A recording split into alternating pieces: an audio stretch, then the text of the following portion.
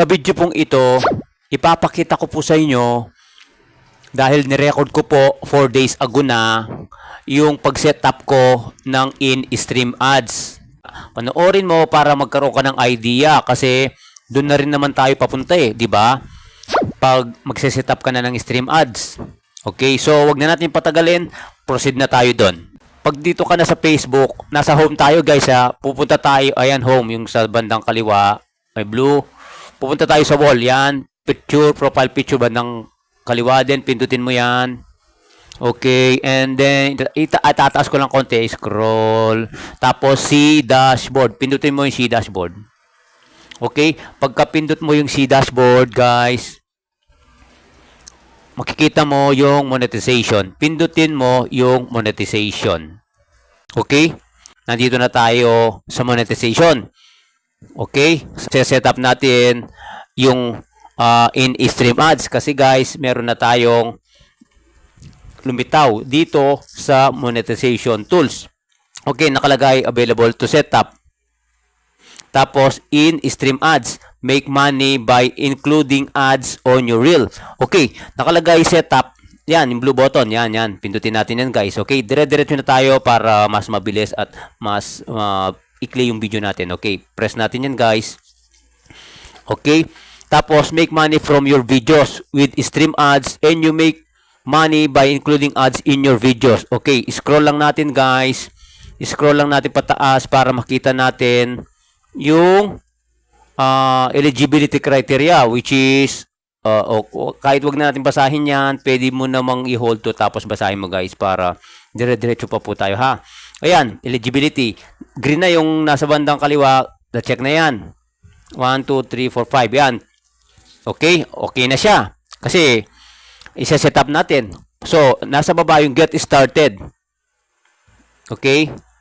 Pindutin natin get started. Okay. And then, select your business info.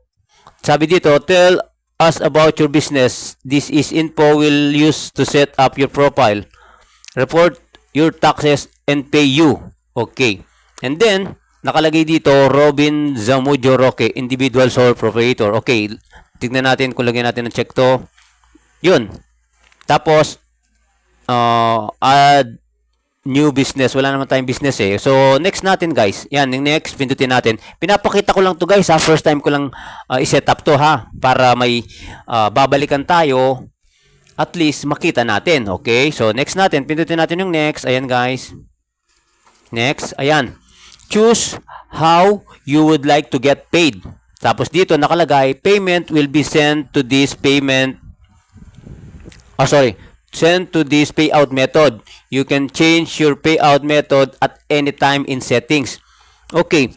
Ayun, guys. Dito natin ilalagay. Ayan, nakalagay sa akin kasi nakalink na dyan. BDO, Unibank Corporation, and then Robin Ziroque.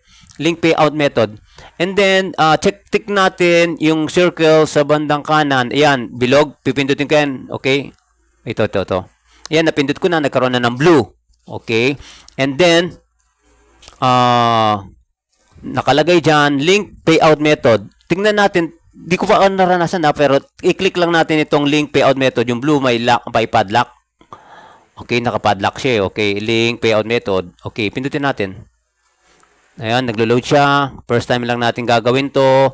Ni-record ko para may idea kayo. Okay? Ayun, sabi guys, nakalagay, setup complete. Okay? Sabi dito, you're all set. You can start using in-stream ads to earn money. Ayun. Thank you po. Thank you po sa inyo guys dahil po sa inyo nagkaroon na tayo nito. Kaya sa susunod guys, ikaw ang nakakapanood nito, makakatanggap ka rin nito guys, basta sunod-sunod mo lang yung pag-uploads mo araw-araw. Huwag kang hihinto guys, okay? Yun lang ang para makilala tayo ni Kuya Mets. Okay, babasahin lang natin to Get started, insert ads into your qualifying contents. And then, you can add in-stream ads to existing content and new content. The more content you create, the more opportunities you have to earn with in-stream ads. So guys, yun. Napakaganda nito guys. Sabi dito, magkakaroon yung mga qualifying contents natin at sa mga stream ads or mga existing. Stream ads to existing content. Yung mga dati nating to a new content. Sabi dito, mag-create pa tayo ng mas marami content para yung opportunity natin na kumita dito kay Facebook ay maganda. Automatic placement. Maximize your earning with Facebook. Automatic placement features. Learn about placement types. There are 3 types of ads placement that you can be insert into your content. Pre-roll, mid-roll, and image ads. Okay. I-done na natin guys kasi all set I-done. Pindutin natin done. Anong mangyayari? Ayun. Okay na siguro yun guys kasi yung earning natin based dito sa stream ads ay 0. Okay? So as of making this video, nakalagay dyan sa may insight. Ayun guys, so insight sa may bandang kaliwa, sa taas.